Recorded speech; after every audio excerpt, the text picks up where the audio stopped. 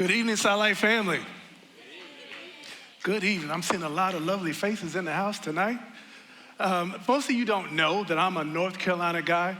My wife, my family, we all relocated from North Carolina about 12 years ago. And to be honest, that thing of relocating here to Houston for us wasn't the easiest. I promise you, I really didn't want to come. And I remember getting here, before I got here, let me not get ahead of myself, I remember struggling in North Carolina. Not struggling in every area, but struggling a lot in many areas. I remember my job, I struggled. I loved my job and felt I was really good at my job, right? And I think I was. But I kept feeling a nudge that there was something more. I attended church, been in church most of my life, to be honest with you. And the only thing about that, I'm in church and I'm praising God. And for those who don't know, I'm a musician. So at the time I was playing in church every Sunday, but I kept feeling like it was something more. My kids were growing up fast and I wish I could spend more time with them and all kind of things were happening with my children. But I felt like I wasn't there all the time because I was busy working, I was busy doing music gigs, I was busy at church. And I just kept feeling like I was missing it, like there was something more I should be doing. And on top of all of this, I still had my own hurts, hang-ups, habits, secrets, things that I couldn't tell anybody else about, things that I couldn't share with anybody. And I'm just trucking through because I just felt like that's how life was. That's what's supposed to happen. So in turn, do I need to grab the other mic? Good, okay. So I'm going through all of this and I'm feeling this certain way about myself. Like, God, it's gotta be something more. And if people only knew about the stuff I struggle with internally, what would they really say? What would they really think about me? So it was one of those things where I struggled and God was pushing me, and to the point I was getting very uncomfortable. So uncomfortable, my wife may not remember this, but one time I had to go to the hospital because I had these chest pains. Truth of the matter is, I think I had an anxiety attack because I had a lot going on. I had stuff going on at work. I felt I was missing it. I had stuff going at home. I wanted to talk to her about stuff and I couldn't do it. And all of a sudden I felt the world was caving in, but I still felt God was nudging me to do more. And finally, I just humbled myself and said, God, if this is you, if you want me to move, if you want me to leave, if you want me to relocate, then tell me. And sure enough, he did. So I found myself applying for a job here in the Houston area, and I never lived outside of North Carolina. Again, I'm a North Carolina guy. And so I got the job, and all of a sudden, it was a pay cut for me, but I still felt God telling me, you need to go. My wife was in agreement with me. Kids, they don't really have a say. And so we made that move, and I felt that making the move here was part of me saying yes. It was part of me saying yes to God.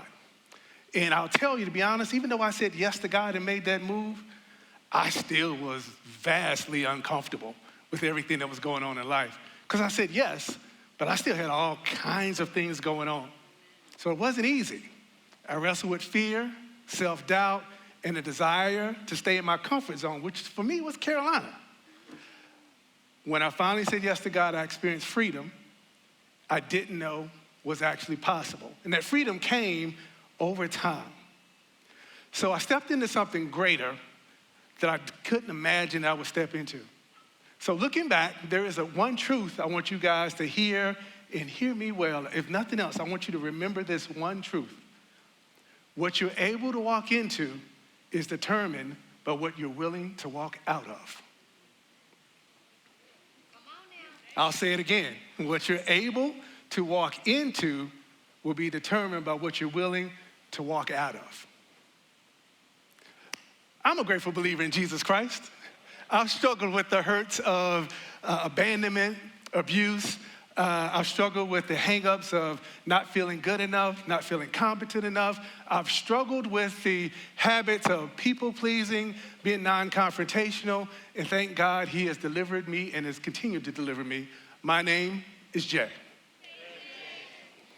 So tonight, I want to take everybody on a journey we're talking about yes. The series we're on is yes, and last week, Nikki talked about the why in yes, and we talked about yielding yourself to God. This week, we're on the letter E of yes, and we're going to talk about exit strategies.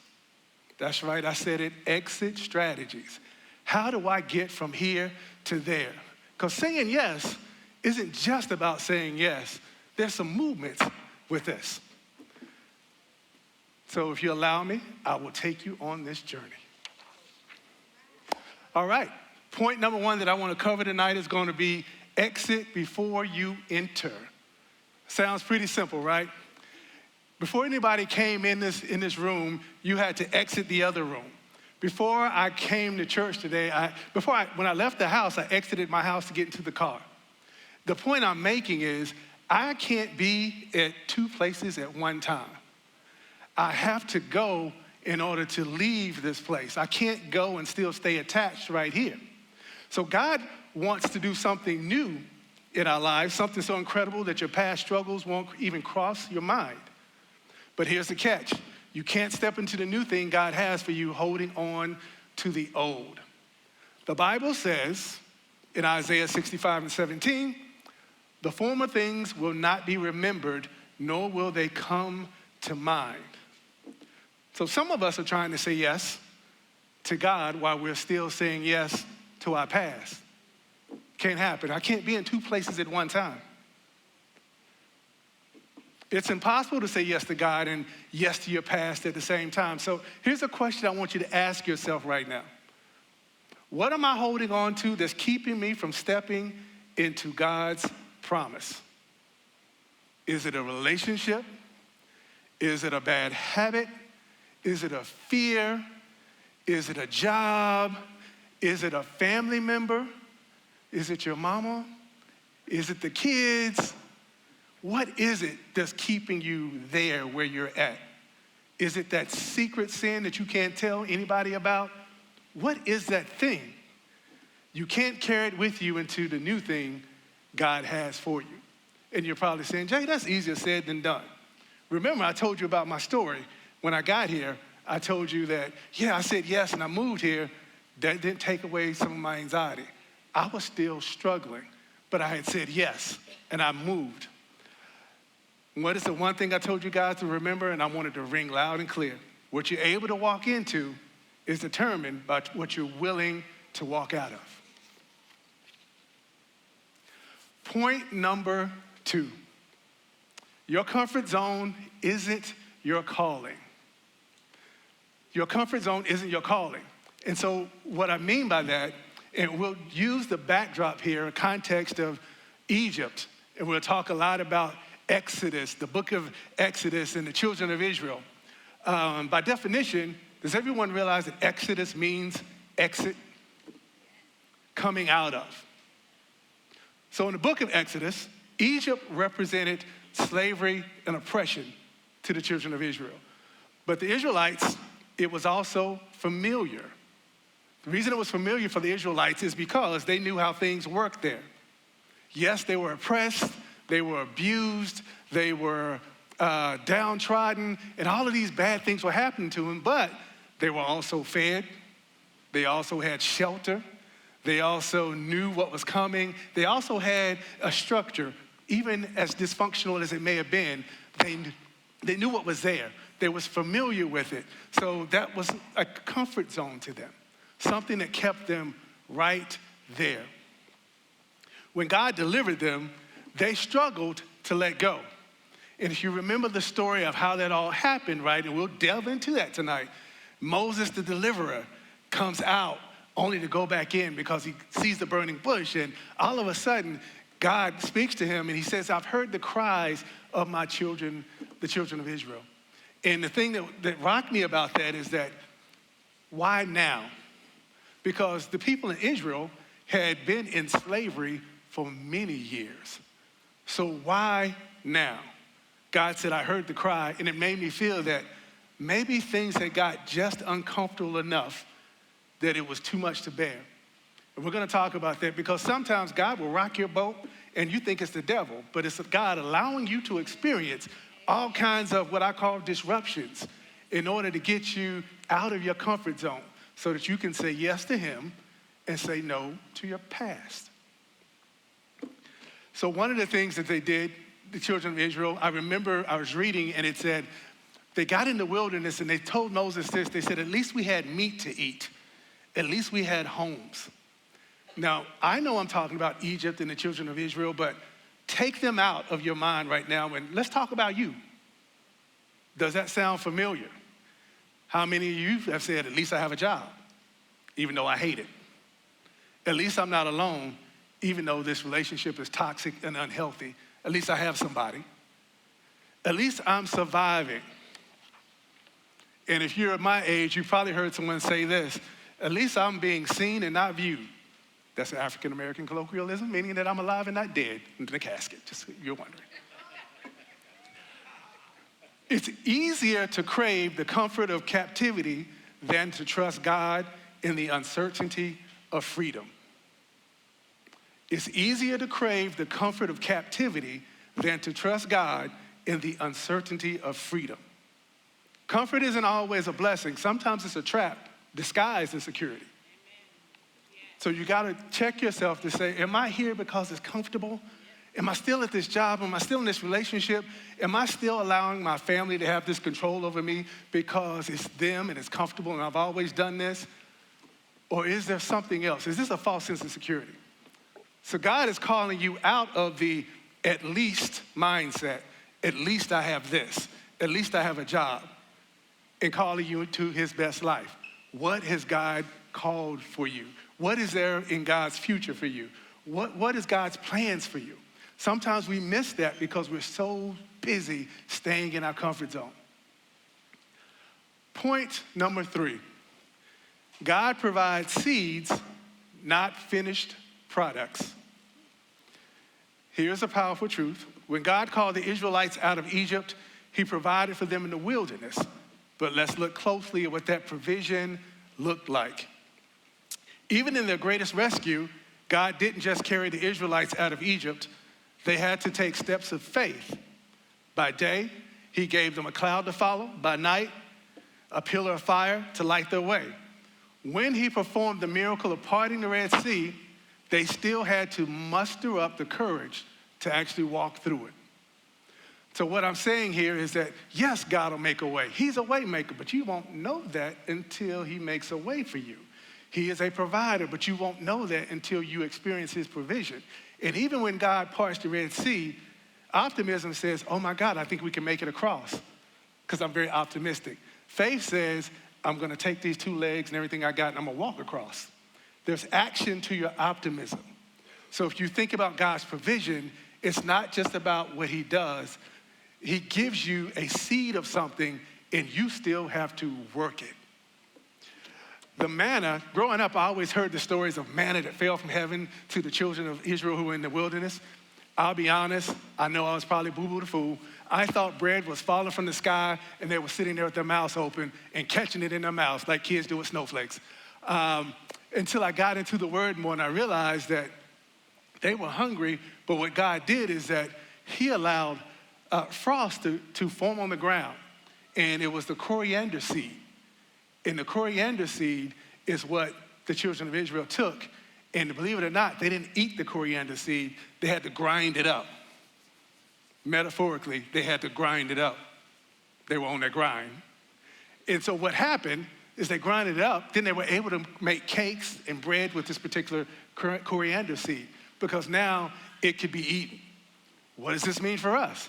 It means that God is not just going to drop you a blessing just because you said yes. God is going to drop you an opportunity.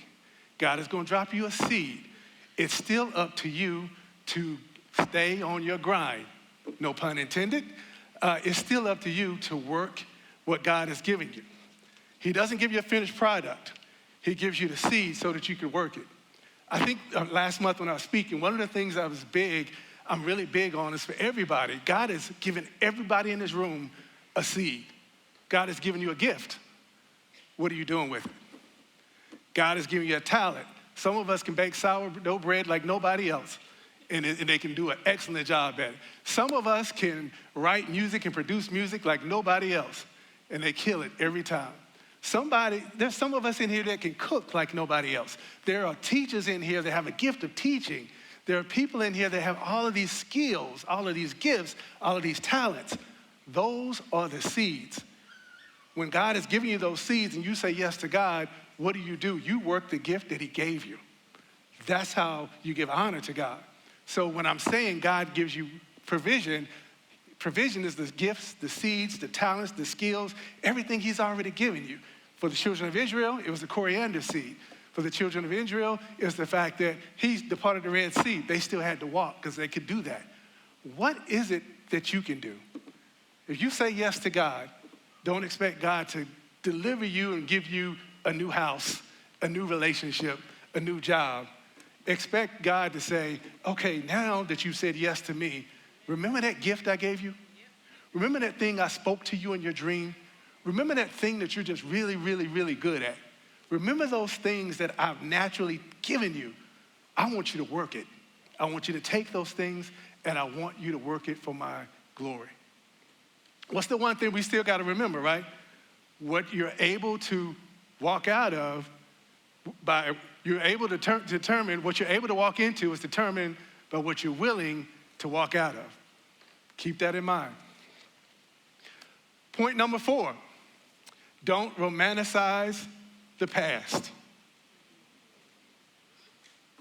Don't romanticize the past. So let's go back to the Israelites. They romanticized their past so much that they forgot the pain and the dysfunction of their slavery. They looked at the fact that they had food, they had shelter, they had structure. They even told Moses at one time, we could have died in Egypt. Why did you bring us out here? There it is, brother. So my question for you would be, why would you go back and initiate contact in that toxic relationship that you're out of? Why would you think, oh man, I'm kind of lonely, I wonder what so-and-so was doing. It really wasn't that bad. It absolutely was that bad. That's why y'all not together. It was absolutely that bad. That job that I was on, well, yeah, it was all right, I got paid. Do you not remember the stress that happened on that job? Do you not remember all of those things that happened? The enemy will get you to romanticize about past things, and you will forget about the pain, the toxicity, the hurt, the betrayal, the sinful habits, all those things that kept you depressed and having anxiety attacks. He'll get you to forget all of that and make you think that it really wasn't that bad. It really was. Hebrews 12:1 reminds us to lay aside every weight and sin which so easily entangles us and run with perseverance the race set before us. If you keep holding on to the past, you'll miss out on God's best for your life. God is ready to take you to a new place, but you've got to say yes to him. What you're able to walk into is determined by what you're willing to walk out of. Point number 5, be all in. Now, I've always encouraged all of my children who play basketball at one time or another, either we're going to be all in and play or we're going home. I'm not invested in another coach. I'm not coming to any more games. And if you don't leave it all out on the court, and all 3 of them can tell you that's what Dad said. You didn't necessarily have to win the game, but I just needed to know that you were all in, because I think that you owe everyone and you owe God that much. So the truth is, being all in means that who do you serve? You can't serve 2 masters. You can't be halfway in and expect God's full blessing. Joshua 24:15 puts it plainly. Choose this day whom you will serve. God is calling you to be all in. That means saying yes to him, and no to everything else that competes for your attention, whether it's sin, comfort, or fear. The thing that hits me here is that it doesn't have to be sin. It talks about, earlier we talked about laying aside the weight. Sometimes the weight isn't a sinful thing. It just may be sinful for you because it delays you from doing what God has called you to do. You can't think of this as, oh, I got to quit doing this sin, and you become so sin conscious that it's all about the sins I'm not doing. But sometimes you're doing some stuff that's not a sin, but for you, it's really a distraction. And sometimes it comes straight from the pit of hell, believe it or not. A distraction that within itself is not a bad thing, but for you, it's keeping you from God's best.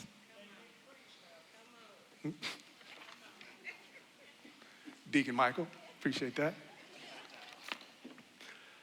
So now I want to talk about 3 things to remember when exiting your Egypt. Pain pushes you toward purpose. So sometimes God allows your current situation to become so uncomfortable that staying feels unbearable. Think about the Israelites in Egypt.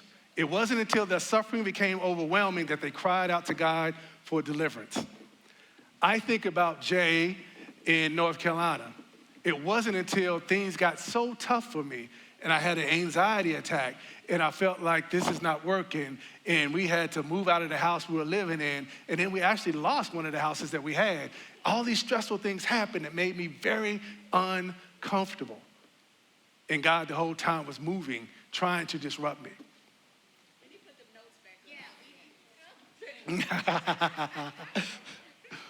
So reflection. What I want you guys to reflect on is, are you ignoring the signs that God is calling you to leave a situation? Are you ignoring the signs that God is calling you to leave a habit or a mindset? Discomfort is often his way of nudging you toward freedom. So think about that. What are the things that you know right now, sitting down at this table, what are the things you know that God is calling you to leave, to say no to? Point number 2 here is the pathway through problems produces promises. Leaving Egypt isn't a direct path to the promised land. It's a journey through the wilderness.